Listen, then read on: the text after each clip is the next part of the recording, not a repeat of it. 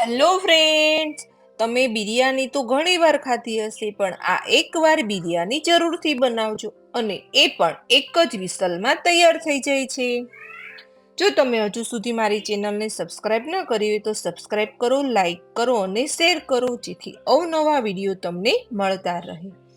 હવે આપણે સૌપ્રથમ એક વાસણમાં 2 કપ બાસમતી ચોખા લીધા છે. તેને સરસથી ધોઈને 20 મિનિટ માટે આપણે પલાળી રાખવાના છે.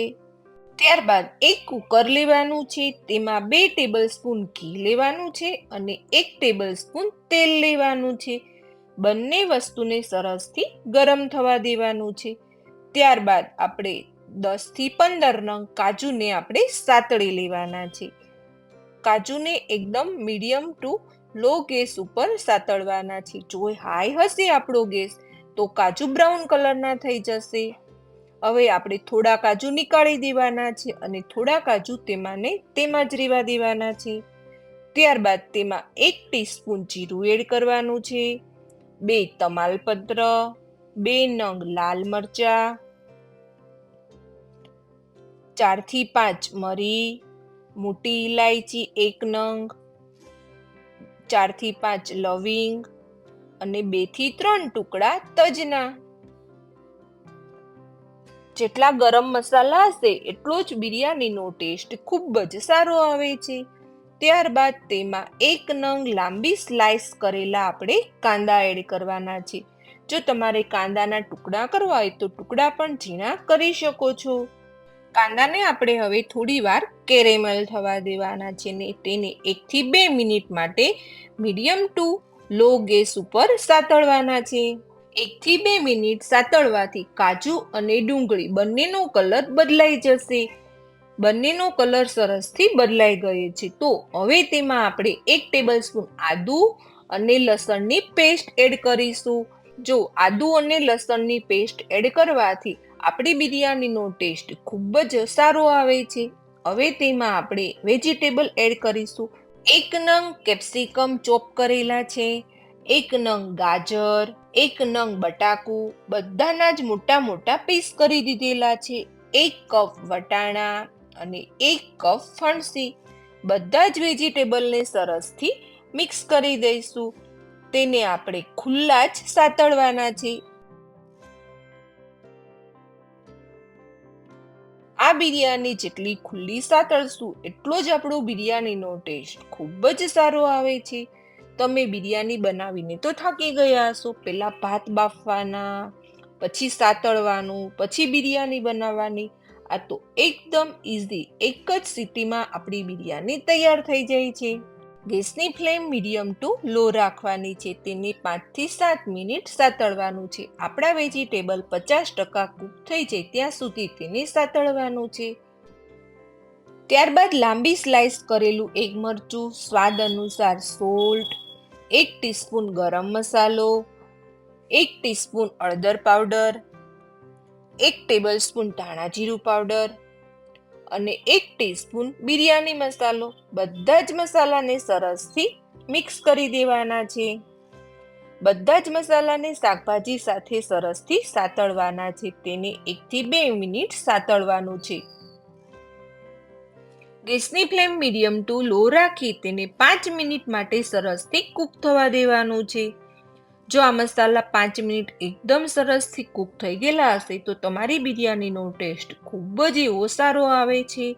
અને આવી રીતે તમે એકવાર જરૂરથી બનાવજો.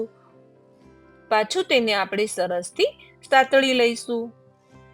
ત્યારબાદ તેમાં 1 કપ મેં દહીં લીધેલું છે. દહીં બહુ ખાટું પણ નહીં અને બહુ મોળું પણ નહીં, એ રીતનું દહીં લીધેલું છે. તેને સરસથી ફેટી દઈશું, જેથી તેમાં બબલ્સ રહી ન જાય. હવે તેમાં આપણે 1 કપ દહીં એડ કરી દેવાનું છે. જો તમે દહીંવાળી બિરયાની ન ખાધી હોય તો તમે એકવાર આ બિરયાની જરૂરથી ટેસ્ટ કરજો. તેને સરસથી મિક્સ કરી દઈશું અને 1 મિનિટ માટે સાતળવાનું છે, જેથી બિરયાનીમાં દહીંનો ટેસ્ટ ખૂબ જ એવો સરસથી આવી જાય. ત્યારબાદ તેમાં થોડી કોથમીર એડ કરી દઈશું. ત્યારબાદ આપણે જે ભાત 20 મિનિટ માટે પલાળેલા હતા તેમાંથી બધું જ પાણી નીકાળી દીધેલું હતું અને આપણે એક જારમાં સરસથી કોરા કરી દીધા હતા. હવે તે ભાતને આપણે વેજીટેબલમાં સરસથી મિક્સ કરી દેવાના છે. વેજીટેબલમાં એડ કર્યા પછી તેને 1 થી 2 મિનિટ માટે સાતળવાના છે, જેથી આપણા બિરયાની એકદમ સરસથી ટેસ્ટી બને છે અને છુટ્ટી દાણેદાર બને છે. જો તમે તરત પાણી એડ કરી દેશો તો તમારી બિરયાની ચીકણી થઈ જશે અને દાણો એકદમ છૂટો છૂટો નહીં રહે. જો આ રીતે તેને 1 મિનિટ માટે સાતળવામાં આવે તો બિરયાની ખૂબ જ એવી સારી બને છે. આપણે 2 કપ ભાત લીધેલા હતા, તો આમાં આપણે 2.5 કપ પાણી એડ કરવાનું છે.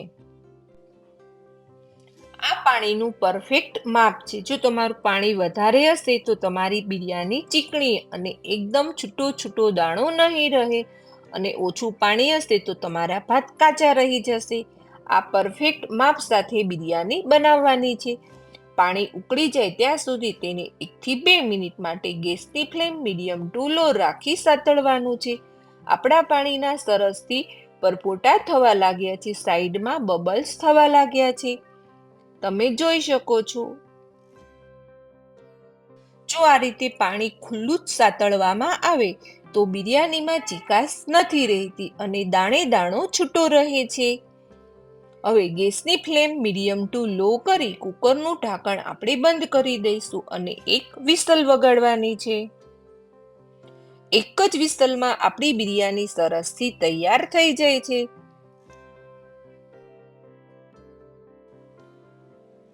આપણી 1 વિસલ વાગી ગઈ છે અને હવા પણ નીકળી ગઈ છે. તો આપણે કુકરનું ઢાંકણ ખોલીને ચેક કરી લઈશું તેમાં પાણી રહી ગયું છે કે ભાત કાચો રહ્યો છે. આપણે સરસથી ચેક કરવાનું છે. તમે જોઈ શકો છો બધા જ વેજીટેબલ કેવા સરસથી દેખાય છે. જોઈને જ મોઢામાં પાણી આવી જાય. હવે તેને આપણે સાઈડથી પલટાવવાનું છે, જેથી દાણે દાણો છૂટો છૂટો સરસથી આપણા બિરયાનીનો રહે છે. આપણા ભાત સરસથી કૂક થઈ ગયા છે. હવે તેને આપણે સર્વિંગ પ્લેટમાં લઈ લઈશું. બાળકો વેજીટેબલ તો નથી જ ખાતા. જો આવી રીતે બિરયાની પુલાવ બનાવી દઈએ તો બાળકો ઇઝીલી ખાઈ લે છે. જે કાજુ આપણે ફ્રાય કરેલા હતા તે ગાર્નિશિંગ માટે કાજુ એડ કરી દઈશું અને આપણી એકદમ વેજીટેબલથી દાણેદાર છૂટી છૂટી બિરયાની સરસથી તૈયાર છે, અને એ પણ એક જ વિસલમાં.